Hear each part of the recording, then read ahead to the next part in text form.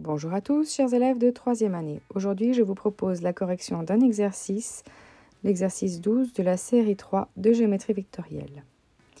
Nous avons ici donc une droite à déterminer sous deux formes. La forme d'équation paramétrique et cartésienne. Révisons d'abord ce que c'est qu'une forme d'équation paramétrique. Une droite a donc deux données à connaître. On doit connaître un point et on doit connaître un vecteur directeur. À partir de ça, il va falloir donc bien noter à chacune des variables x, y, z donc son équation avec un paramètre lambda. Donc le vecteur directeur, il va falloir le déterminer et aussi trouver un point.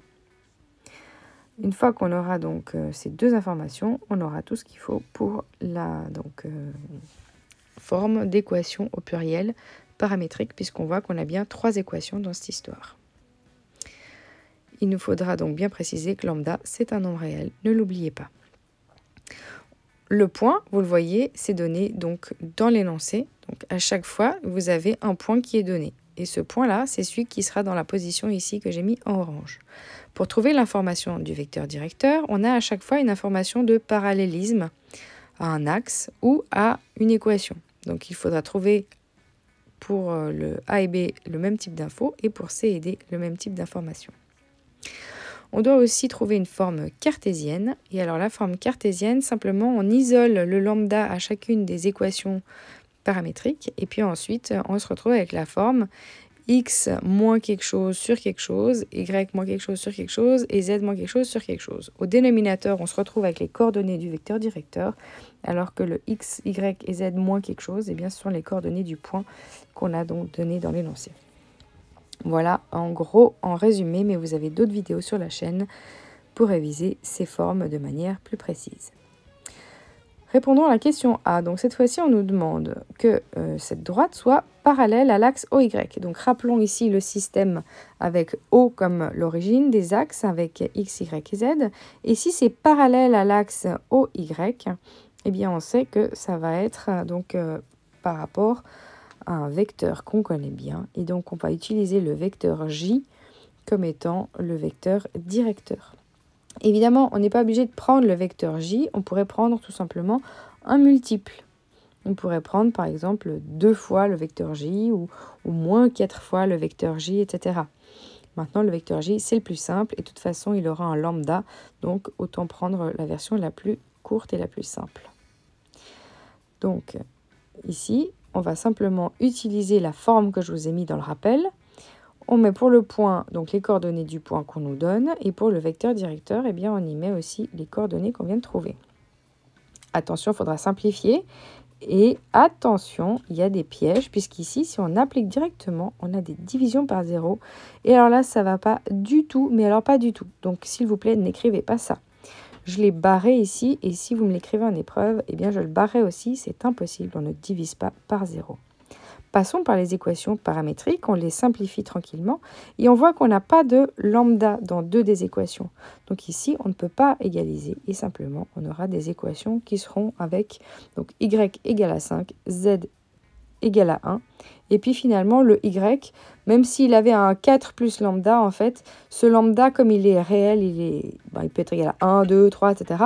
Même si on lui ajoute 4, eh bien, on a tous les nombres réels qui vont être libres. Prenez une feuille, essayez, arrêtez la vidéo. Place à la correction. Bon, pour cette question B, c'est très très proche de la question A. Cette fois-ci, comme on veut parallèle à l'axe OZ, eh bien on sait qu'on va utiliser le vecteur K comme vecteur directeur. Donc les coordonnées du vecteur K, c'est 0, 0, 1. On a donc la position du point qui est donnée dans l'énoncé. Puis après, on met un lambda fois les coordonnées du vecteur K, donc 0, 0 et 1. Il faudra donc simplifier. On obtiendra donc 2 pour la coordonnée x, 0 pour la coordonnée y et moins 7 plus lambda pour la coordonnée z. Donc n'oubliez pas de préciser que lambda est un réel. Et donc pour les équations cartésiennes, on ne pourra pas faire grand-chose puisque de nouveau, on a des paramètres qui sont multipliés par 0. Donc on a juste x égale à 2, y égale à 0 et z, eh bien c'est un nombre réel. Voilà pour cette première partie, les questions C et D seront un petit peu différentes. N'hésitez pas à mettre en évidence les réponses en encadré. Pour la question C, on va trouver donc nos équations en étudiant une droite, puisque ici, on va regarder le vecteur directeur de la droite qui nous est donné. On doit prendre ce vecteur-là, puisque pour deux droites parallèles, les vecteurs sont donc dans la même direction. Alors, premièrement, on réécrit avec cette forme où on voit apparaître le vecteur directeur au dénominateur. Je le mets ici en rose. Et puis, on a en haut le moins 4, le 3 et le 2, c'est un point. Mais celui-là, ça ne nous intéresse pas puisque nous, on doit passer par un autre point, le point 1, moins 4, 6. Donc, on va remplacer ces choses-là dans l'équation. Et puis, maintenant, on a notre vecteur directeur. Donc, simplement, on peut écrire nos droites sous forme d'équation paramétrique avec donc le point de l'énoncé. Donc 1, moins 4 et 6. Et puis ensuite, on rajoute un lambda fois les coordonnées du vecteur directeur qu'on vient de trouver. Ici, donc, les équations cartésiennes sont assez faciles puisqu'elles ressemblent furieusement à la droite qu'on a donnée dans l'énoncé. On change juste ce qui est en orange par ce qu'on a dans l'énoncé pour le point donné. Et voilà, c'est tout pour la question C. N'hésitez pas à encadrer, comme ça on sait bien que vous êtes arrivé à la réponse. Et maintenant, la dernière question, elle ressemble énormément, la question D. Arrêtez la vidéo, essayez d'y répondre avant de continuer, mais sur une feuille. Donc encore une fois, on va reprendre la droite donnée dans l'énoncé et on va la transformer pour faire apparaître clairement les coordonnées du vecteur directeur et les coordonnées donc, du point qu'il faudra déterminer et changer. Donc une fois qu'on a donc, notre vecteur directeur, c'est facile. On peut tout simplement donc, écrire notre droite avec les équations paramétriques.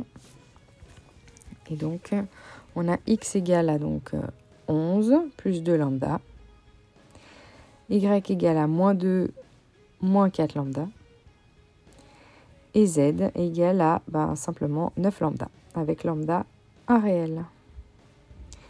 Et puis ensuite, donc les équations cartésiennes, eh bien c'est tout simple, puisqu'on change uniquement le numérateur. Et voilà, j'espère que c'était clair. Je vous souhaite à tous de belles révisions.